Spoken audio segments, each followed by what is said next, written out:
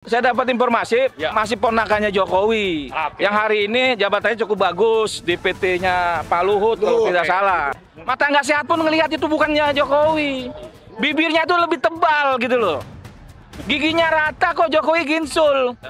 Apa mungkin Jokowi mau operasi giginya jadi ginsul? Kan nggak mungkin. Saya bisa membandingkan berapa ketebalan bibirnya, berapa jarak mata yang dari foto yang ada di ijazah dengan foto yang lain yang ada untuk membuktikan. Saya tentu saja tidak akan berasumsi mana yang benar mana. Kita lakukan penelitian. Saya insya Allah punya keahlian untuk itu. Upaya untuk menjaga kepalsuan ijazah Jokowi itu jangan terbuka karena terlalu banyak orang yang terlibat di dalamnya. Dan orang-orang yang terlibat di dalamnya ini yang mereka yasa ini itu yang ketakutan. Ada Luhut di situ. Ada Luhut di situ. Yang paling jelas dari situ ada Pratikno di situ. Ya. Dan ada pembuat ijazah dan lainnya.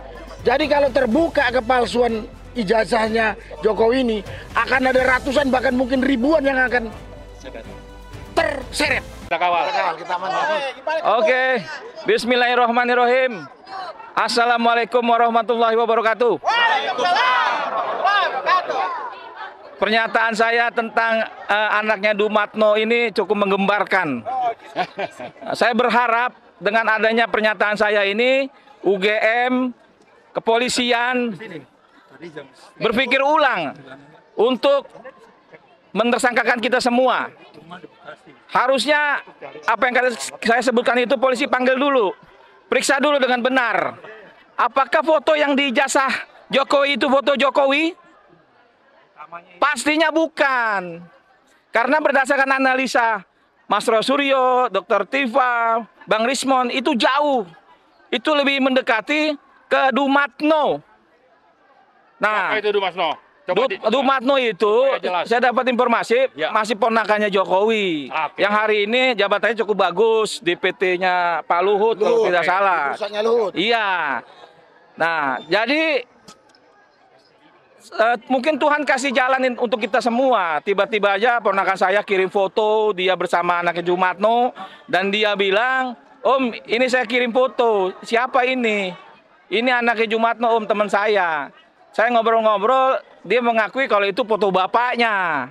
Nah, jadi ini kan informasi ini langkah untuk polisi melihat lagi apakah betul itu foto Jokowi atau bukan. Kalau kita analisa, kita lihat secara mata telanjang aja, bukan berdasarkan apa-apa ya. Mata telanjang, mata sehat ya. Mata nggak sehat pun ngelihat itu bukannya Jokowi. Bibirnya itu lebih tebal gitu loh. Giginya rata kok Jokowi ginsul. Apa mungkin Jokowi mau operasi giginya jadi ginsul? Kan nggak mungkin. Bibirnya udah bagus kok jadi tebal. Atau mungkin kalau ini agak mungkin. Agak mungkin karena apa? Karena mungkin di fotonya tebal, dirapikan jadi tipis itu mungkin. Terus telinganya, bentuk matanya, ini bukan Jokowi. Jadi pernyataannya UGM saya rasa oke, dia ini oke, tapi kan kita lihat fotonya itu siapa gitu loh. Pak penyidik, Kapolri, polisi, bahkan Pak Prabowo Subianto yang mengenal Jokowi dekat sekali. Coba dilihat fotonya itu foto siapa. Artinya ini ada diduga penipuan di ijazah itu gitu loh. Jadi nggak usah jauh-jauh kemana-mana dibandingkan dengan ini itu fotonya aja dulu kita lihat. Jadi pernyataan saya ini supaya rakyat Indonesia melihat itu Jokowi itu bukan. Belum lagi pernyataan kawan saya yang menyatakan mengakui pengakuan ini bukannya ini dia mengakui kalau dia ikut-ikutan membuat ijazah itu bersama Eko Sulistyo. Kemana saya bilang? Itu yang dikatakan Bang Bitor. Pasar Pramuka dengan siapa? Itu yang dikatakan Bang Bitor. Kalau dia manggilnya sih Pak Imin. Tapi yang lain kok beda. Nah, jadi buat Eko Sulistyo, kawan-kawan aktivis ini lagi cari ini Eko kemana. Sampai Bang Indro Cahyono juga cari Eko mana. Tampil.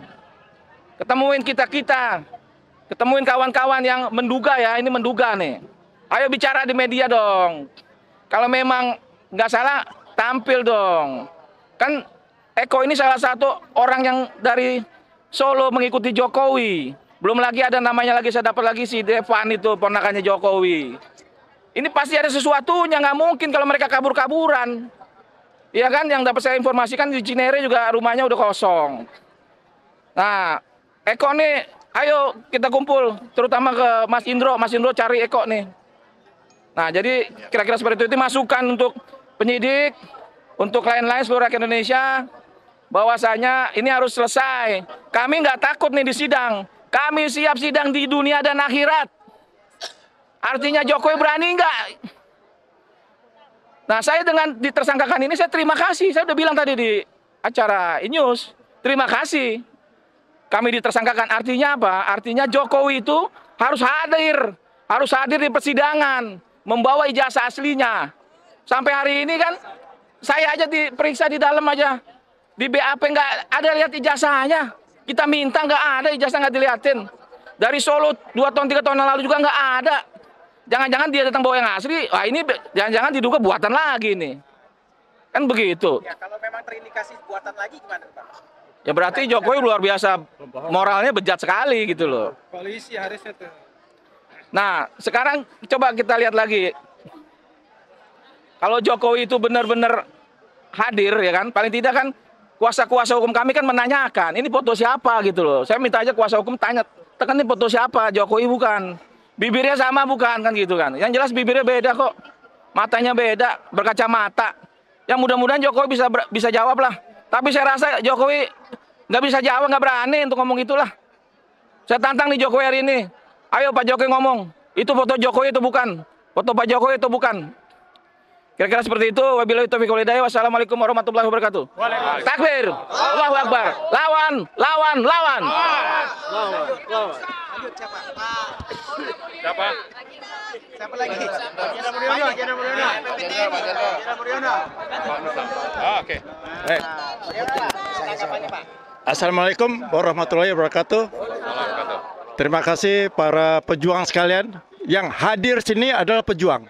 Adalah pejuang kebenaran di mana kita mendukung Roy Suryo, mendukung Rismon, mendukung Dr. Tifa. Dan ada lagi teman-teman kita 5 orang lainnya. Kita dukung bahwa kita yakin, kami dari FPP TNI yakin seyakin-yakinnya bahwa ijazahnya Jokowi, ijazah sarjana Fakultas Kehutanan UGM Jokowi palsu.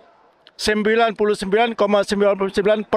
Ini ada teman saya ini, ternyata ini saya baru ketemu. Ini UGM juga, Profesor Tono Saksono. Kami sudah 30-40 tahun tidak ketemu ya. Dan beliau ini juga ahli untuk bisa mengetahui apakah ini palsu apa tidak, termasuk dari wajah. Ini beliau salah satu ahli dari Indonesia. Ternyata saya baru ketemu. Setelah 50 tahun ya kita nggak ketemu. Alumni UGM juga, saya juga alumni UGM. Jadi kami merasa malu sekali sebagai alumni UGM bahwa ada alumni yang merasa alumni. Ya mungkin alumni benar, tapi bukan lulusan. Ya, alumni betul, tapi belum lulus. Dan kami yakin seyakinnya bahwa ijazah Jokowi palsu. Dan kemudian kedua, Bapak Ibu sekalian, bahwa kami juga mendukung dari FPP TNI untuk memajukan Gibran. Karena ijazah Gibran, ya ini Pak Sufan Palal. Ini sudah meyakinkan bahwa ijazah Gibran adalah tidak sampai SMA ya. Kehadiran saya di sini pengen menjaminkan diri bahwa ketiga orang ini tidak boleh ditahan karena saya berkepentingan hukum kepadanya sebagai saksi fakta atas gugatan saya. Maka saya sebenarnya pengen ketemu penyidik untuk tidak dilakukan penahanan terhadap trio RRT. Karena apa? Karena beliau-beliau ini adalah saksi fakta di perkara saya terhadap gugatan Gibran, ya. Itu yang saya minta. Jadi kita tunggu Pak Sufan sedang bersidang, ya. Pak Sufan sedang bersidang tanggal akhir bulan. Kami sidang lagi tanggal 17 Ya. berupa jawaban. Lalu seminggu kemudian replik, seminggu kemudian pembuktian. Maka saksi yang sekarang diperiksa, tersangka yang sekarang diperiksa, kebetulan dia adalah saksi fakta atas perkara saya. Ya. Jadi jelas lagi ya Bapak Ibu sekalian bahwa ijazahnya kita duga ijazah Jokowi sarjana palsu, dan ijazah SMA-nya Gibran juga sebenarnya tidak punya ijazah SMA. Itu Pak Subhan sudah membuktikan dan sudah bersidang. Ya. Ya, ini Prof. Tasono ini UGM, ahli UGM. Ya, terima kasih. Ini sahabat saya 50 tahun yang lalu ini beliau nih. Terima kasih. Assalamualaikum warahmatullahi wabarakatuh. Saya seorang peneliti juga dan independen ya, independen. Ya?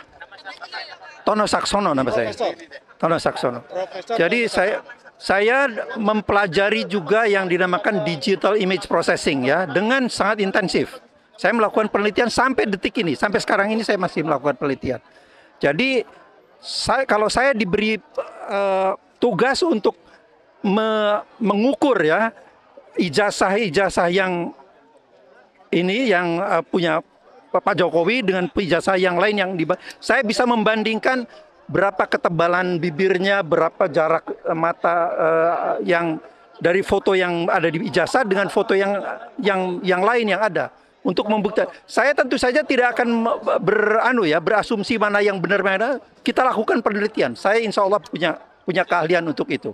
Baik itu pengukuran secara analog maupun secara digital ya. Analog maupun secara digital. Jadi insya Allah saya bisa membantu itu. Dan saya sangat bersyukur sekali bisa ketemu dengan beberapa sahabat yang lama gitu dengan kawan-kawan ini. Tapi intinya adalah saya siap untuk membantu menjernihkan ini ya. Jadi asal saya diberi bahannya foto yang ada di ijazah dengan foto yang ada yang aslinya, kemudian kita melakukan pengukuran. Salah satu yang mengusik saya untuk segera datang ke sini adalah tuduhan polisi bahwa Rismond dan kawan-kawan itu sudah memanipulasi dokumen aslinya. Itu sama sekali bohong. Itu nggak benar, itu blunder. Karena image processing itu merubah itu dalam rangka image enhancement. Image enhancement itu adalah untuk memperoleh citra agar dia bisa more interpretable. Lebih bisa diinterpretasi. Itulah sudah dilakukan di dunia intelligence, military intelligence, dalam dunia forensik biomedical misalnya gitu ya. Itu kan kalau ada sel kanker itu dipotret, kemudian potretnya itu dianalisis secara digital kan ya. Itu dari teknik image processing. Saya menggunakan software-software seperti itu. Jadi itu untuk astronomi, untuk mendeteksi kehadiran objek-objek misalnya ada pesawat yang musuh gitu ya oleh para militer sejak Perang Dunia kedua ini sudah dilakukan. Jadi ini teknologi sudah sangat canggih sekali. Jadi tuduhan polisi itu sama sekali tidak berdasar ya, dan itu menurut saya blunder. Merubah itu untuk lebih interpretable, tapi ya data yang asli, foto yang aslinya kan masih ada. Jadi tidak merubah itu. Itu adalah dalam rangka untuk menganalisis saja kan gitu. Jadi ini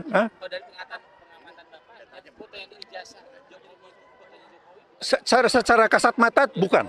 Secara kasat mata bukan ya. Tapi tentu saja kalau saya harus melakukannya dengan akurat ya saya harus diberi materinya, bahannya, kemudian saya harus lakukan dengan uji. Memang selalu berat sebelah ya Pak. Nah, bagaimana jika nanti tetap diterapkan tersangka tapi tidak pernah ada peneliti bisa diteliti? Itulah yang disesalkan. Polisi dalam hal ini kok sangat tertutup gitu loh. Jadi seolah-olah apakah Anda sebagai guru seandainya ya percaya kalau Anda memberikan ujian, kemudian ada seorang siswa Anda atau mahasiswa Anda yang jawabannya betul tapi cuma satu angka, misalnya X. Apa seperti itu? Bisa dianukan benar? Nggak bisa dong. Kalau dia tidak menguraikan itu ada satu proses bagaimana memperoleh hasil X itu kan tidak bisa diterima, ya enggak? Jadi ini yang dilakukan oleh kepolisian menurut saya. Tiba-tiba hasilnya identik. Loh, mana identik itu? Prosesnya mana? Kan gitu. Itu kan harus dijelaskan pada halayak. Masa kita harus percaya aja pada kesimpulan seperti itu? Tidak bisa. Mahasiswa juga harus menguraikan, kan ada metodologinya kan untuk memperoleh hasil X itu. Artinya Jokowi dan Gibran nanti setelah ini berproses akan ada terjadinya bahwa balik kepada mereka untuk bisa dipenjara ya Pak ya? Bagaimana? Untuk bisa dipenjara nanti Jokowi dan Gibran itu optimis. Saya bukan orang ahli hukum, bukan orang ahli politik ya. Tapi saya murni adalah seorang saintis ya. Dan itu yang saya bisa sumbangkan untuk ini ya. Jadi untuk kajian itu. Jadi optimis ya Pak? ya tetap dong. Ya, terima kasih ya. Assalamualaikum warahmatullahi wabarakatuh. Tengah. Nggak. Ditanya dulu. Tanya dulu. Assalamualaikum warahmatullahi wabarakatuh. Cadas. Ya, pertama ya, pemeriksaan ini kan terkait dengan ditingkatnya status sebagai tersangka. Dan menurut saya itu adalah status yang sangat tidak layak yang diberikan kepada RRT ini.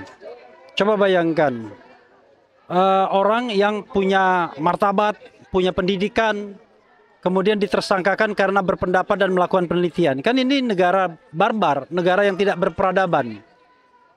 Apa yang mereka lakukan? Yang mereka lakukan itu adalah memberikan hak publik untuk tahu akan informasi.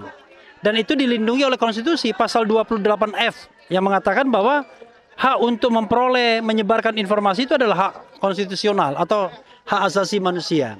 Jadi, kalau kita kemudian melakukan penelitian mengenai ijazah mantan pejabat publik, mantan presiden, itu bukan persoalan yang terlarang. Karena dokumen itu adalah dokumen yang sudah terbuka untuk publik karena sudah digunakan untuk jabatan publik. Jadi bukan dokumen privat. Ijazah Jokowi bukan dokumen privat. Siapapun bisa mengadakan penelitian terhadap ijazah tersebut. Menyangkut keaslian atau ketidakaslian. Nah, ketika hasil penelitian RRT, Rismond, Roy, dan Dr. Tifa menyimpulkan bahwa 99,99% dokumen itu adalah tidak asli atau palsu, maka itu harus dihormati sebagai sebuah penemuan yang sifatnya akademis. Kalau Anda tidak setuju, maka Anda harus bantah temuan tersebut. Bagaimana cara membantahnya? Ya silakan. Misalnya Anda melakukan penelitian yang serupa, Anda membuat buku yang serupa dan lain sebagainya. Sejauh ini kita tidak pernah melihat ada buku tandingan, ada statement tandingan yang berupa hasil dari penelitian. Adanya cuma statement formal. Statement formal itu tidak mengindikasikan ijazah itu pasti asli. Bahwa UGM sudah menyatakan itu pernah tercatat. Jangan lupa, terakhir Rektor UGM tidak lagi menyebut Bapak Insinyur Joko Widodo di dalam Dies Natalis terakhir Fakultas Kehutanan. Dia sebut Bapak Joko Widodo. Yang kedua, dia tidak menyebut lulusan tahun 1985, tapi menyebut alumni tahun 1980, artinya itu ada tahun masuk. Jadi kalau menurut saya, berdasarkan pengetahuan yang saya peroleh, ya, bisa jadi Pak Jokowi itu pernah kuliah di Universitas Gadjah Mada, pernah kuliah. Tetapi sangat mungkin dia tidak pernah menyelesaikan S1 karena memang masuknya di sarjana muda. Dan kita juga tidak tahu apakah sarjana mudanya lulus atau tidak. Karena sampai sekarang kita tidak pernah melihat ijazah sarjana mudanya. Yang kedua, kita tidak pernah melihat ijazah analognya yang sokol katanya asli. Yang kita lihat kan citra digital semua. Nah, citra digital itulah yang kemudian diteliti oleh Roy Suryo dan kawan-kawan yang menghasilkan satu kesimpulan bahwa itu palsu. Pertanyaannya adalah nanti orang mengatakan yang analog dong. Yang analognya justru tidak berani ditampilkan. Itu persoalannya. Pertanyaan saya adalah, apakah Anda bisa mengenali orang dengan melihat fotonya? Mungkin saja, sangat mungkin. Kecuali fotonya kabur. Apakah Anda bisa melihat dan meneliti ijazah dengan meneliti digitalnya? Sangat mungkin bisa, karena ada teknik-teknik tertentu. Untuk mengetahui apakah anak itu perempuan atau laki, kan nggak perlu Anda kemudian membedah perutnya. Kan cukup dengan teknologi yang bisa memungkinkan untuk itu. Itu satu sisi ya. Sisi yang lain, saya melihat pasal-pasal yang dikenakan kepada RRT ini keterlaluan. Keterlaluan. Bayangkan, ada pasal dengan ancaman hukumnya sampai 12 tahun penjara. Koruptor saja nggak begitu. Iya kan? 12 tahun penjara untuk apa? Untuk mengedit dokumen seolah-olah dokumen itu otentik. Ini nggak masuk akal yang saya katakan tadi. Pernah nggak Anda mendengar bahwa Roy Suryo, Tifa, dan kemudian Rismond mengatakan ijazah Jokowi asli dan otentik? Nggak pernah. Kok tiba-tiba digunakan pasal itu? Jadi kawan-kawan semua, pasal 35 Undang-Undang ITE itu adalah pasal yang mengatakan bahwa ada orang yang mengedit dokumen seolah-olah dokumen itu jadi otentik. Biasanya untuk penipuan. Misalnya transfer bank yang mestinya resitnya 10 juta tiba-tiba dibikin jadi 100 juta. Itu penipuan. Itulah maksudnya pasal-pasal Undang-Undang ITE 32 dan 35. Kalau 32 sebaliknya. Kalau tadi seolah-olah otentik, kalau yang ini merusak dokumen. Nah pertanyaannya adalah apakah Roy Suryo, Dr. Tifa dan lain sebagainya merusak dokumen? Merusak ijazah? Ijazah siapa yang dirusak? Uang ijazahnya masih ada. Konon katanya di Solo, nggak tahu kita. Konon katanya di Bareskrim. Konon katanya di Polda. Dia nggak pernah tahu. Padahal dalam sebuah tindak pidana biasanya disertakan dalam press conference ijazahnya tersebut. Karena itu kalau misalnya masyarakat hakul yakin bahwa tidak ada ijazah Jokowi, it could be possible, sangat mungkin. Ijazahnya tuh nggak pernah ada, sangat mungkin. Karena kalau ada sudah lama ditunjukkan. Pertanyaannya, Anda kalau dikatakan ijazah palsu, tapi tiba-tiba Anda mengatakan nanti di pengadilan. Padahal pengadilan sudah berproses berkali-kali di pengadilan negeri Jakarta Pusat, di pengadilan negeri Sleman, di pengadilan negeri Surakarta. Enggak juga. Justru yang dilakukan adalah menghalang-halangi agar ada pembuktian ijazah itu palsu atau tidak. Nah, skenario yang saya baca di Polda Metro ini sama. Jadi nanti ya tidak ada yang namanya pembuktian ijazah itu asli atau tidak.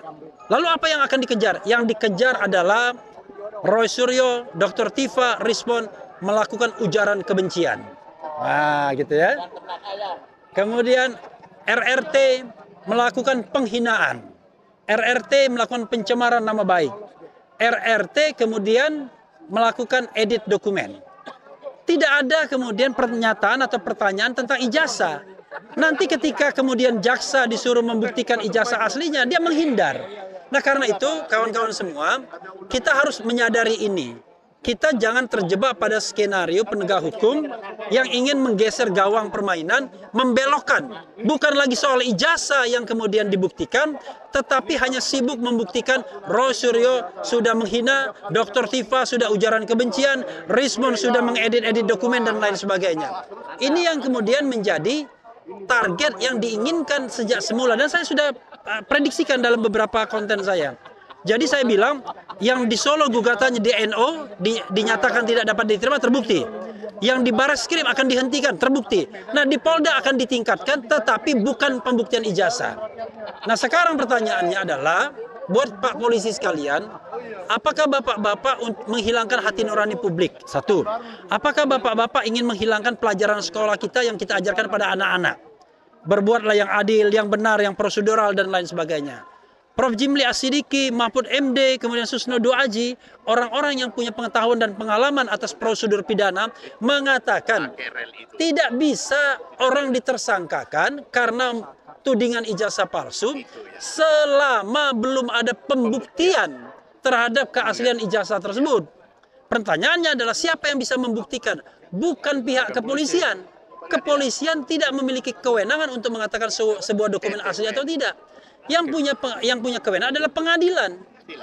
Nah, tetapi Prof. Jimli mengatakan pengadilan yang sebaiknya dibuat adalah pengadilan yang mendudukkan atau mengadili ijazah itu sendiri.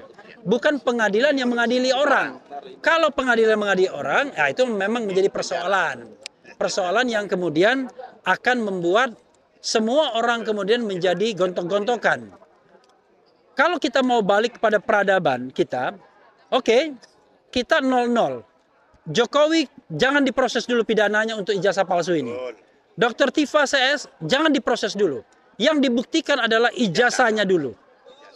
Nah, kalau ijazahnya memang palsu, ya berarti ada tindak pidana yang sudah dilakukan.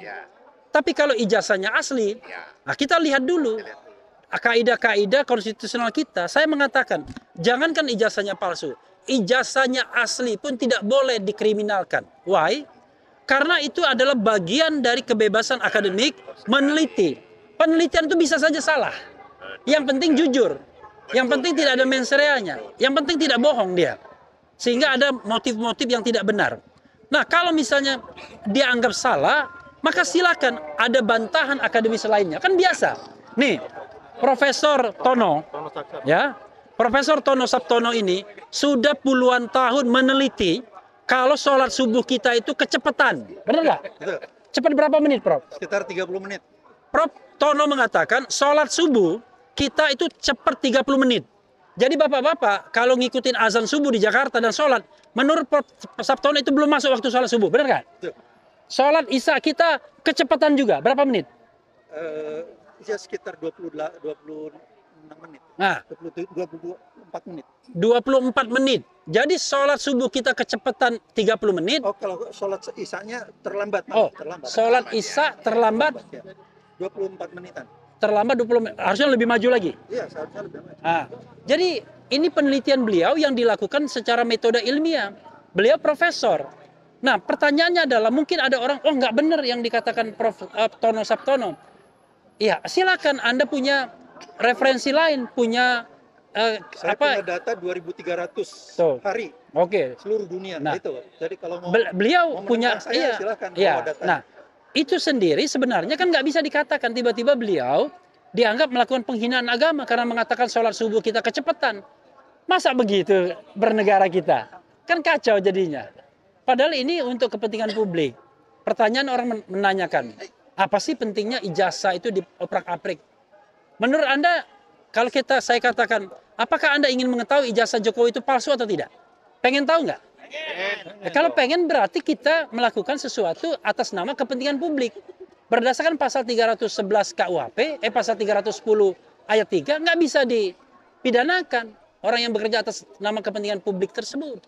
Jadi pasal penghinaan tidak bisa dilakukan karena tidak terbukti mana penghinaannya. Kalau memang ijazah palsu, ya kalau ijazahnya asli, barangkali dianggap menghina. Tapi ini kan tidak ada pembuktian.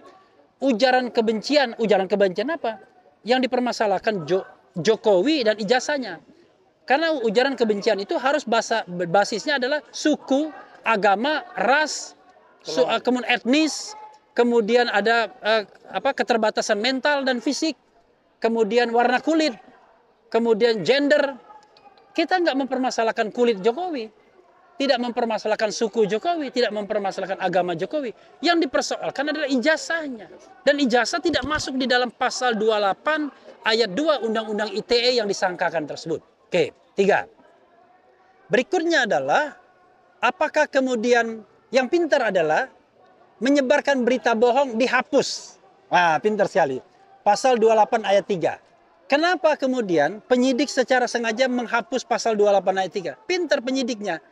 Karena sesuai dengan apa yang saya katakan tadi. Kalau pasal 28 ayat 3 Undang-Undang ITE dibiarkan, maka nanti akan diminta berita yang aslinya mana kalau kami dianggap menyebarkan berita bohong.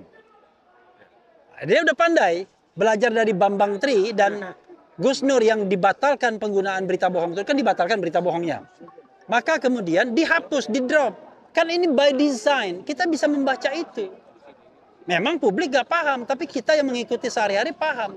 Di-drop pasal tentang berita bohong agar tidak ada pembuktian berita aslinya. Kan begitu? Anda mengatakan bohong, berarti aslinya mana? Artinya jaksa harus membuktikan. Tapi kalau yang dibuktikan adalah pasal penghasutan misalnya untuk yang selain RRT, maka tidak lagi kaitannya dengan ijazah. Pasal merusak dokumen, tidak lagi kaitan dengan pembuktian ijazah. Pasal mengedit dokumen, enggak lagi kaitannya dengan ijazah. Jadi siapa bilang yang namanya penyidik, penegak hukum nggak paham? Paham mereka. Tetapi konstelasi politiklah yang menyebabkan ini semua terjadi. Terjadi tarik-menarik, benturan kepentingan antara kubu istana dan kubu geng Solo. Ya kan? Kita tidak tahu, tapi analisis saya menduga kenapa terjadi akselerasi ini.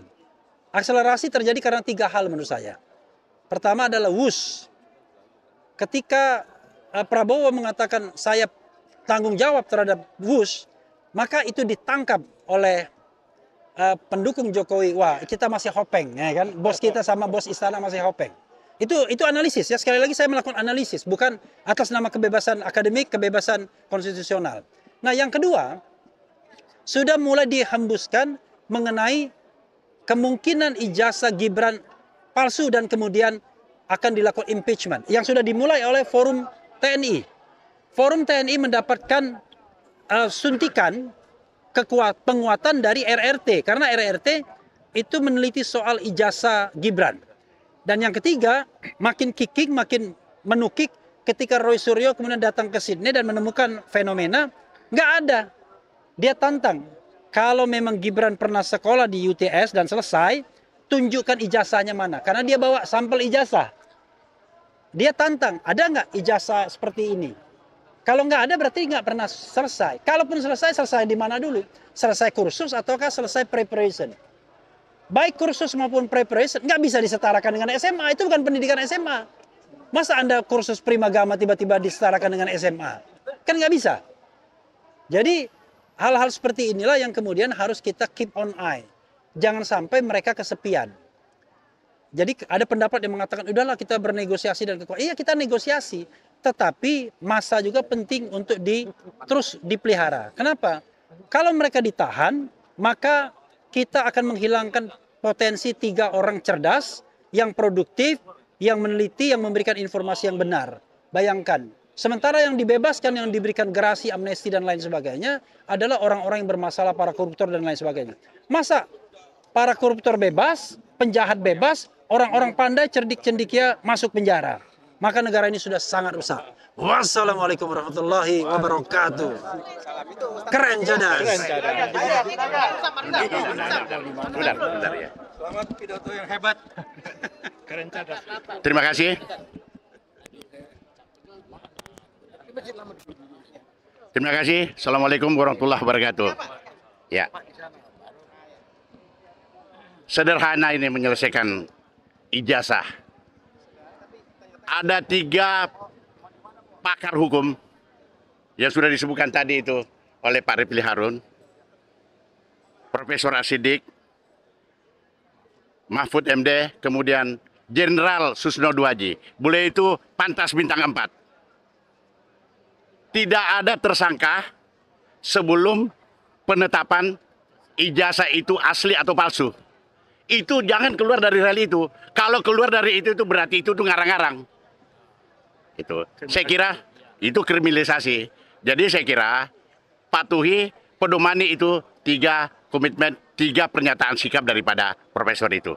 Saya kira itu aja. Demikian. Assalamualaikum warahmatullahi wabarakatuh. Bagaimana tanggapan Bapak tentang yang di depan itu kan lagi ada demo tuh, tapi 15 menit setelah Roy Suryo di dalam, sudah masuk ke dalam, berhenti demonya. Ya, gimana tuh Pak? Kita berikan hak asasi mereka dia. Kita berikan itu kesempatan. Ya itulah. Itu dia urusan mereka lah itu. Tapi yang pasti kita akan mengadakan juga protes seperti itu. Ya, kita juga melaksanakan demo di luar itu tuh demi untuk demokrasi. Saya kira. Masih boleh? Masih boleh kalau Namanya juga Panglima. Boleh pasti. Oh, udah tanya. Gini. Teman-teman wartawan, tadi Pak Refli mengatakan dia boleh melakukan analisis. Saya juga menganalisis kaitan upaya untuk menjaga kepalsuan ijazah Jokowi itu jangan terbuka karena terlalu banyak orang yang terlibat di dalamnya. Dan orang-orang yang terlibat di dalamnya ini yang merekayasa ini, itu yang ketakutan. Ada Luhut di situ. Ada Luhut di situ. Yang paling jelas-jelas itu ada Pratikno di situ. Dan ada pembuat ijazah dan lainnya. Jadi kalau terbuka kepalsuan ijazahnya Jokowi ini, akan ada ratusan bahkan mungkin ribuan yang akan terseret. Itu satu perkiraan saya. Yang kedua, gini. Dengan merekayasa, saya katakan dengan merekayasa mengkriminalisasi RRT, apalagi kemudian berupaya untuk menahannya, ini supaya RRT tidak berbicara masalah Gibran. Masalah Gibran. Karena tahu, kalau RR ini terbuka, dia akan menuntut pemakzulan Gibran. Dia udah siap jadi saksi ahli di EPPT ini. Tahu nggak? Habis harapan Jokowi untuk mempertahankan dinastinya. Dan para kroni oligarki hitam itu habis harapannya. Karena yang sekarang sedang diupayakan oleh Jokowi, dan saya ragu dengan Prabowo juga, karena itu wakilnya Prabowo, adalah mempertahankan Gibran ini. Oh, ini kelanjutan karena kelanjutan dinasti Jokowi. Jadi itu yang perlu kita waspadai. Ini bagian dari untuk jangan sampai mengotak-ngatik pemakzulan Gibran. Direkayasalah 3 RRT ini tadi, 3 teman kita ini, supaya dia tidak berbicara. Nah, kepada teman-teman sekalian, waspada itu. Mau sampean tuh dipimpin sama orang pelangak pelongo dongok gini. Bukan hanya ijazahnya saja, kelakuannya pun juga pantas. Kompetensinya dongok. Kita udah lihat setahun ini. Mau dipimpin orang seperti itu? Anak cucu kita hancur lebur. Negeri yang udah didirikan oleh orang tua kita dengan darah bisa babak belur. Kesana yang dipikirkan. Kalau si Jokowi dengan ijazahnya ini, yakin saya palsu. Saya berdiri sini karena saya yakin itu palsu. Tapi ingat, rekayasa penahanan 3 teman saya ini sebetulnya dalam rangka menjaga dinasti dia, yang notabene anaknya Jokowi ini jangan dimakzulkan. Nah, pada kesempatan ini saya menuntut kepada pemerintah, dalam hal ini Presiden Prabowo, coba dengarkan ini, coba kaji lagi wakil Bapak itu, pantas nggak 1 tahun ini? Bapak jangan menghancur leburkan anak cucu kita, dipimpin orang dungu, orang bermasalah. Ya, dari sisi moral udah dibuktikan dengan pupu papa itu. Dari sisi kompetensi kita lihat kayak apa dongoknya sama 1 tahun ini. Ya kan? Mau jadi apa kita? Ini tanggung jawab Presiden Prabowo. Jangan diam saja. Jangan diam saja. Termasuk wakil-wakil kita di DPR. Ada 500-an sekian. Jangan diam saja. Ini semua rekayasa dalam rangka mempertahankan dinasti Jokowi yang sudah merusak bangsa ini. Karena itu di pemerintahan saya nuntut Presiden supaya dia jangan diam saja. Bapak bertanggung jawab.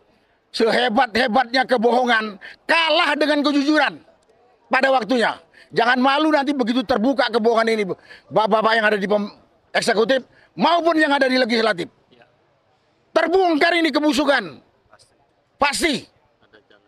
Jangan nanti yang malu anak cucu bapak. Oh, kakek saya ini penipu rupanya ya. Oh, bapak saya ini penipu rupanya ya. Malu bapak, biar sudah dikubur. Biar sudah jadi tanah.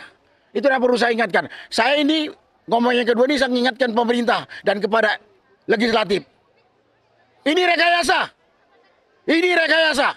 Dalam rangka mempertahankan dinasti Jokowi yang brengsek ini. Betul. Terima kasih. Wassalamualaikum warahmatullahi wabarakatuh. Dikit lagi ya, tambahan dikit lagi. Ya, mohon maaf nih. Oke. Ya, jadi kezoliman itu sudah berlangsung lama. Lalu kalau nanti ditangkap teman-teman kita itu, kezoliman akan terus berlangsung. Nah, kita tadi bicara 3 cabang kekuasaan. Ada eksekutif, legislatif, dan yudikatif. Kalau 3 cabang kekuasaan ini membiarkan kezoliman itu, maka sama saja. Ya, mereka pelindung kezoliman dan bisa dikatakan bahwa mereka ini juga berlaku zolim. Nah, kita ingatkan partai-partai itu. Kalau Anda membiarkan kezoliman, maka Anda juga melakukan kezoliman. Ya, ini untuk partai terutama yang kita bicara partai berdasarkan Pancasila yang rujukannya itu ketuhanan yang Maha Esa. Anda kesampingkan itu yang namanya Tuhan demi kepentingan politik misalnya. Nah, ini tidak bisa kita terima. Maka kita ingatkan baik-baik, siapa saja yang membiarkan kezoliman sama saja dengan melindungi dan pelaku kezoliman itu, dan semuanya yang relevan kita sampaikan ini untuk memperhatikan dan menghentikan bahwa kezoliman sudah dilakukan oleh geng Jokowi, rezim Jokowi, ini harus dihentikan, jangan dipertahankan, termasuk kepada Pak Prabowo. Pak Prabowo jangan mau jadi antek dari Jokowi, membiarkan kezoliman. Pak Prabowo, seandainya Anda membiarkan ini, maka Anda juga sama dengan pelaku kezoliman itu. Dan kita tidak mau Pak Prabowo itu menjadi pelaku kezoliman. Makanya kita ingatkan baik-baik. Saya kira itu mungkin tambahannya. Terima kasih.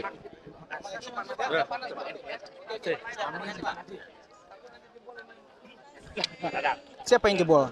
Apa ambil cepat. Nih. Apa yang mana? Cepat ambil. Aduh. Yuk kita. Dari ambil. Ambil. Mana? Mana nggak ada di sini mana? Di sini tadi ente tuh. Itu kecil mana? Iya. Bunda Mary mana? Jatuh tuh. Tuh kan gue punya kan yang jatuh. Kejam bener sebentar namanya jatuh. Ketik aja ya.